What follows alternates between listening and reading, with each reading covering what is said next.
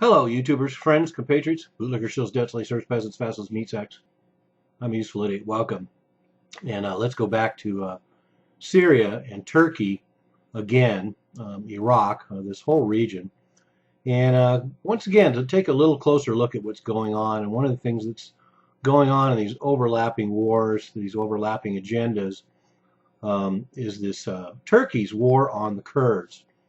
And we now have a new Turkish war on the Kurds. And I'm safe saying that it's a new war on the Kurds because there was a ceasefire a few years back, and a 2-year ceasefire, and it ended in July of 2015. So going back to 2013, there's been a ceasefire after 30 years of resistance from the Kurds in Turkey. And so now we have, as I pointed out, with a country like Israel, for example, they're taking advantage of the situation in Syria to kick Syria while they're down and do some airstrikes and invade the sovereignty of the country of Syria and perpetrate its own agenda in that region. And Turkey is another player doing just that. They launched ostensibly last August airstrikes against ISIS. They supposedly joined the quote coalition unquote, but it was pretty clear right off the bat that they were not making any airstrikes on ISIS, and in fact reportedly made 160 airstrikes on the PKK, which is the military wing of the Kurds inside of Turkey. But these Kurds also, PKK members, part of the ceasefire agreement is they move their military forces, the PKK, into northern Iraq. So we now have this other layer of this new war that Turkey's launched on the Kurds because it involves northern Iraq. And we had up to 10,000 Turkish troops incursions into northern Iraq in this Kurdish region, 25 tanks, some various battalions. And so now we have this sword rattling going on between Iraq and Turkey now, the incursion of these Turkish troops. But it's all just part of a broader pattern. We have the Turks who are using cross-border strikes, airstrikes, missile strikes against Kurdish positions in Syria on occasion, and also making sure the border is closed off to a lot of Kurds going in and out of Syria, but also the fact that we have the Kurds taking this new war to the Turkish taking this new war to the Kurds in northern Iraq.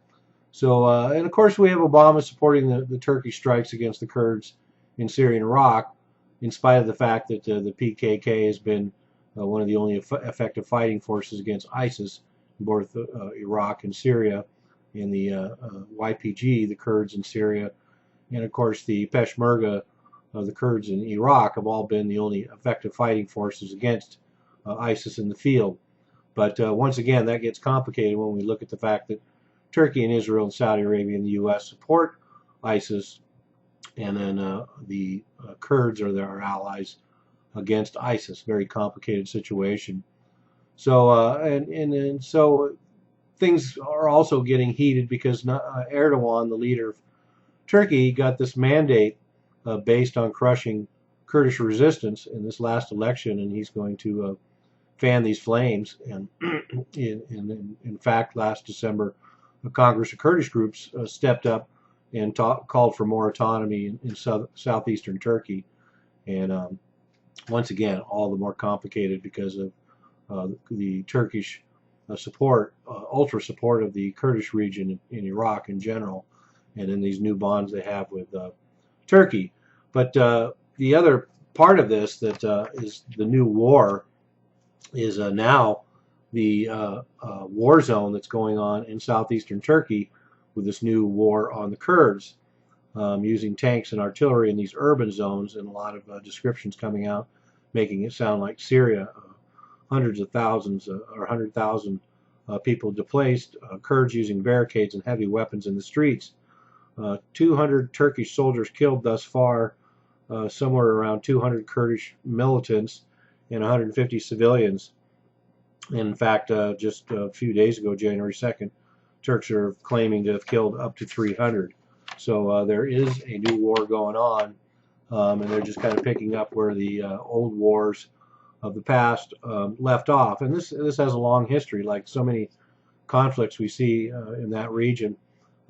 Surprisingly, the Kurds in Turkey are 10 to 30% of the population. So the fact that they want to have more of a say about their own fate within Turkey seems certainly reasonable. And unlike Israel, the Kurds had their own country briefly and had it taken away. The Republic of Turkey was created in 1923 in that gray zone of the demise of the Ottoman Empire.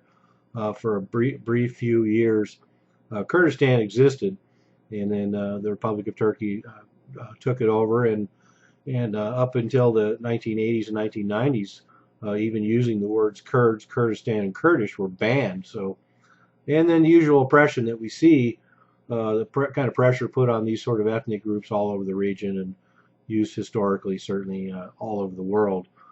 Executions, massacres, torture, displacement, village destruction, arrests, murders, disappearances, and kidnappings. Apparently 3,000 villages were wiped out, 378,000 displaced. And that's when the resistance started, and well, going all the way back to the 20s, to the point now where we have about 58,000, I guess, is the number of PKK fighters, Kurdish fighters in Turkey right now, so a fairly formidable force. And then the usual mixed bag. We have the Kurds in Turkey labeled, and the PKK labels a terrorist group by the United States, Turkey, and the Eurozone, and yet find them allies in this so-called effort on ISIS. So all very nefarious on multiple levels. How can anyone keep it straight? And then not to mention the fact that Öcalan, the leader of the Kurdish movement in Turkey, was arrested by Turkey with the help of the United States at one point, has been in prison ever since. And so that's just how it goes.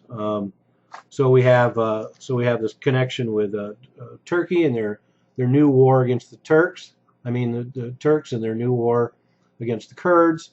Another layer in this area, another country using this situation and these situations to further their own specific agenda. Another very questionable ally of the United States, along with Saudi Arabia, Israel, and Turkey, the company that we keep. I mean, really. And then this just broad fact that we have all these countries like Saudi Arabia and Turkey and whoever that want to label any sort of insurgency as terrorism. It's been very convenient for almost every country in the world now to single out its insurgencies. One man's freedom fighters, another man's terrorists. In Turkey, you have another example of this, considering the struggle of the Kurdish people to basically label them offhandedly as terrorists and dismiss whatever concerns they might have historically. Seems short-sighted at best. So anyway, there we go. Another war, a layer of war on top of a war on top of a war in this region of the Middle East. I'm a useful idiot. Don't you be one too.